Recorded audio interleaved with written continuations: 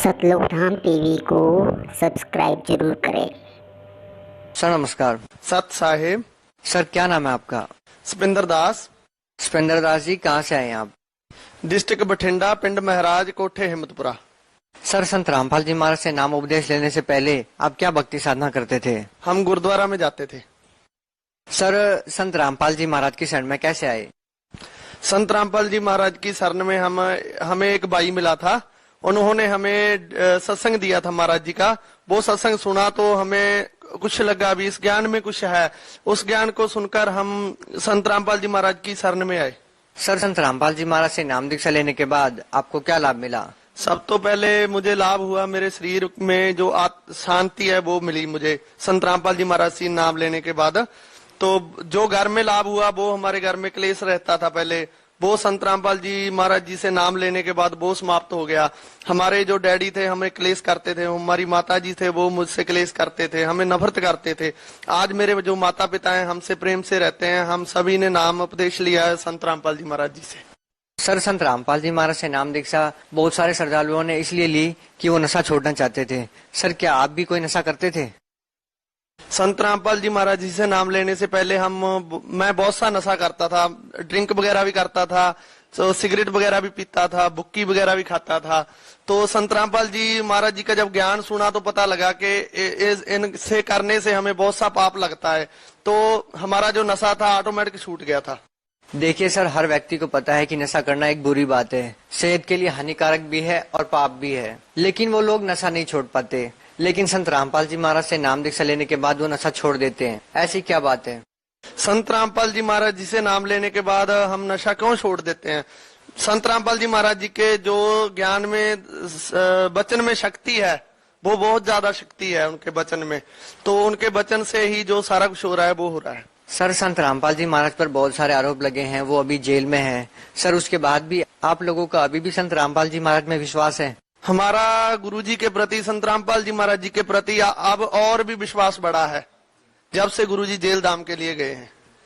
देखिए सर, आज तक किसी ने नहीं बताया कि कबीर जी भगवान है। सभी संतों का मानना है कि वो एक कवि थे, वो जुलाहा जाति से थे।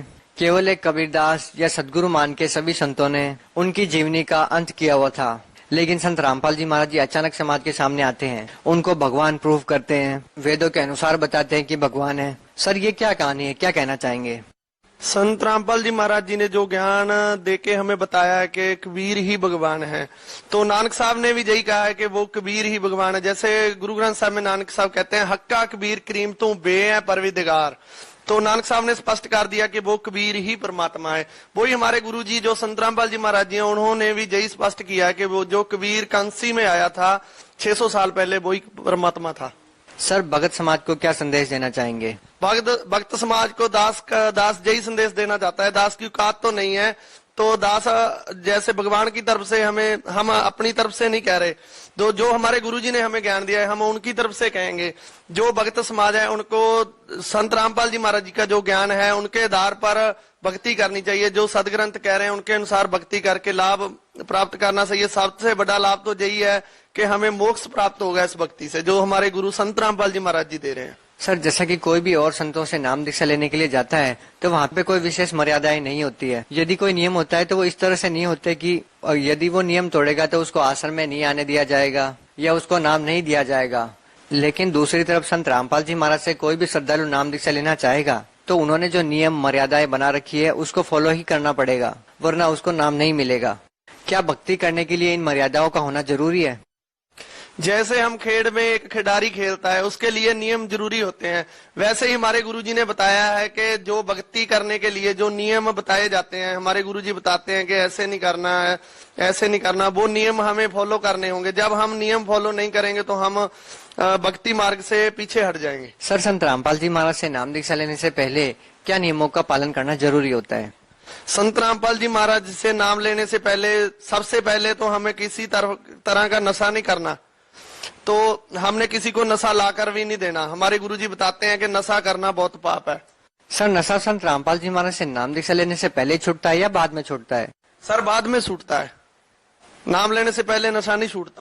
सर हम आपसे एक बात और जानना चाहेंगे कि जो श्रद्धालु संत रामपाल जी महाराज से नाम दीक्षा लेना चाहते हैं वो उनसे नाम दीक्षा कैसे ले सकते हैं? क्योंकि बहुत सारे श्रद्धालु ऐसे हैं जो संत रामपाल जी महाराज से नाम दीक्षा लेना चाहते हैं, लेकिन वो ये सोच के संत रामपाल जी महाराज से नाम दीक्षा नहीं ले पा रहे हैं। उनका मानना है कि संत रामपाल जी महाराज जी जेल में है तो नाम दीक्षा कैसे ली जाए।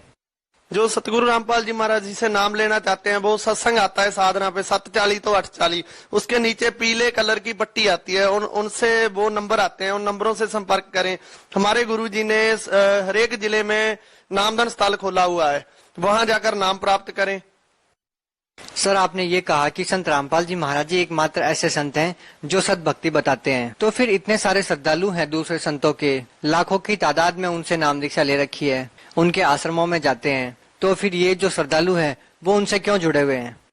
वो श्रद्धालु जाते हैं, उनकी आस्था है, उनको ज्ञान नहीं है। ज्ञान होगा तो वो नहीं जाएंगे। सर, कैसे ज्ञान होगा उनको? उनको ज्ञान होगा जैसे हमारे गुरुजी बताते हैं, हमारे शस्त्रों से दिखाकर बताते हैं। उनको देखना चाहिए कि पूर्ण संत की क्या पहचान है। जैसे नानक साहब ने बताया, 2 अक्षर का भेद बतावे, सोए सतगुर पूरा कहावे, एक छड़ावे एक लिखावे, तो प्राणी निज कर जावे। उनके पास जो भक्ति है वो कंप्लीट नहीं है। सर, ऐसे तो सभी अपने अपने गुरु को श्रेष्ठ बताते हैं, आप लोग भी संत रामपाल जी महाराज को श्रेष्ठ बताते हैं। लोग आखिर डिसाइड कैसे करें कि कौन सही है और कौन गलत? हमारे वेदों में प्रमाण है ना इस चीज का। जो जैसे नानक साहब ने कहा है कि पूर्ण संत की पहचान है, वैसे गीता जी में भी बताया है पूर्ण संत की पहचान क्या है। तो उन ग्रंथों से हम मेल करें और पता लग जाएगा कि वो संत पूर्ण है कि नहीं। जी, बहुत बहुत धन्यवाद। सत साहब।